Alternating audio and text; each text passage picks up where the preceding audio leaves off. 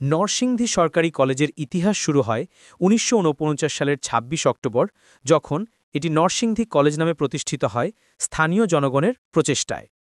প্রতিষ্ঠার পেছনের গল্প। ১৯৪৯ সালের ২২ এপ্রিল নরসিংদীর শিক্ষানুরাগী ব্যক্তিবর্গ একটি সিনেমা হলে সমাবেশ করেন কলেজ প্রতিষ্ঠার উদ্দেশ্যে। মহকুমা প্রশাসকের নেতৃত্বে ১৪ সদস্যের একটি সাময়িক ব্যবস্থাপনা কমিটি গঠিত হয়।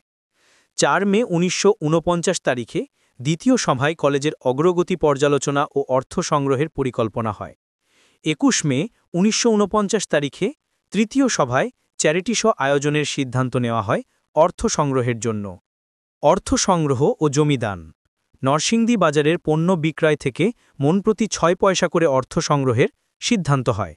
ব্রাহ্মণদীর জমিদার বাবু জিতেন্দ্র কিশোর মৌলিক কলেজের জন্য ১০ বিঘা জমি দান করেন। কলেজের যাত্রা।